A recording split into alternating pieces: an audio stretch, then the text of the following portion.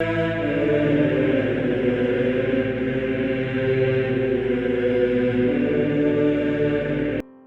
nome do Pai, do Filho e do Espírito Santo. Amém. Olá, meus queridos amigos, meus queridos irmãos, nos encontramos mais uma vez aqui no nosso Teós, Viva de Coriés, Percor Maria, esse dia 7 de abril, na nossa quinta semana aí da nossa quaresma, nessa semana das dores, já indo aí já para a Semana Santa.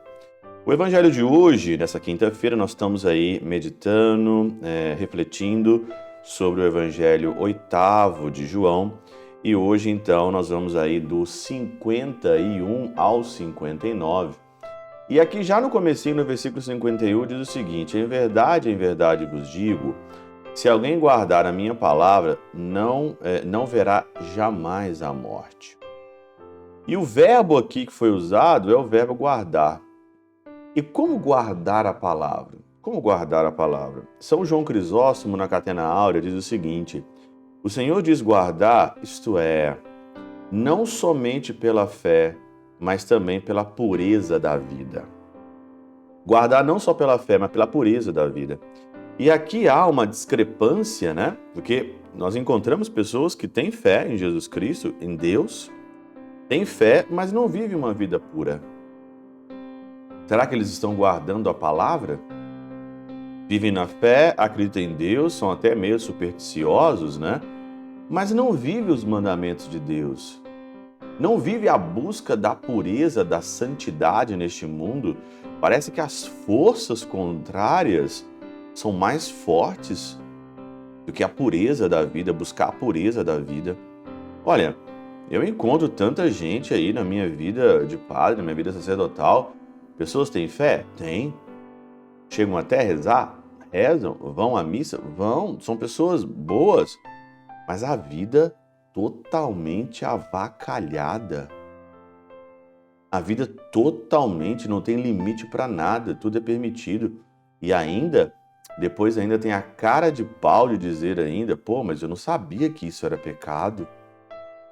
Como que alguém pode ter fé em Jesus? Como alguém pode usar da fé como superstição, ou como barganha, né? Ou como tá mal, vai lá e reza, como um passe de mágica, como uma fantasia, mas não mantém aqui uma pureza. Não mantém uma pureza de vida. Por isso que o Senhor diz aqui então, quem guarda a minha palavra não verá jamais a morte. Mas se você não guarda a palavra com uma pureza de vida e com a fé, você vai experimentar a morte. Orígenes, no comentário de João aqui, né, em Ioannes, homilia número 26, na Catena Áurea citada, diz o seguinte aqui, ó: quando, porém, deixa de observar a sua palavra e se torna negligente na sua guarda, então vê a morte, não no outro, mas em si mesmo. Quando você se torna negligente da palavra, quando você não consegue combinar aqui a fé e a procedência da vida, e quando você não faz isso, né, por que a gente vai se confessar? Por que a gente tem arrependimento? Porque a gente olha a nossa fé, a gente olha aquilo que a gente acredita e a gente vê que a nossa vida não está batendo, não está sincronizando, está chiando. Como um rádio velho que não consegue sintonizar a estação de rádio, a gente vê na nossa vida que a coisa não encaixa. Então o que você vai fazer? Você vai se confessar, você vai tentar igualar, você vai tentar chegar a equilibrar as duas coisas, o que eu acredito e o que eu quero viver. Mas por que existe isso? Existe isso porque está faltando exemplos no mundo de pessoas que são assim, pessoas que têm fé, mas que conseguem viver uma pureza na vida, um exemplo na vida. Está faltando pessoas assim. E aí então, quando a gente não bate a fé e a pureza da vida, vem o mau exemplo.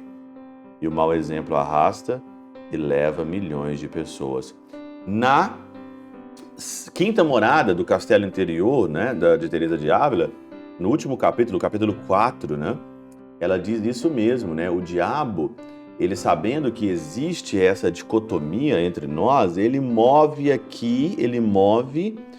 o inferno para destruir uma alma, porque ele sabe que destruindo uma alma, Levando uma alma à perdição, leva também várias consigo.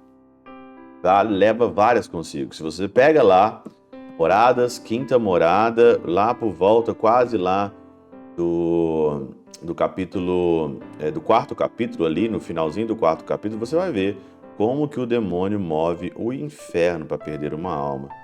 E quando você dá uma brecha, quando você fica muito tempo sem sintonizar a fé e a pureza de vida, é isso que dá. Pela intercessão de São Chabel de Mangluf, São Padre Pio de Peltrautina, Santa Teresinha do Menino Jesus e o Doce Coração de Maria, Deus Todo-Poderoso vos abençoe. Pai, Filho e Espírito Santo desça sobre vós e convosco permaneça para sempre. Amém.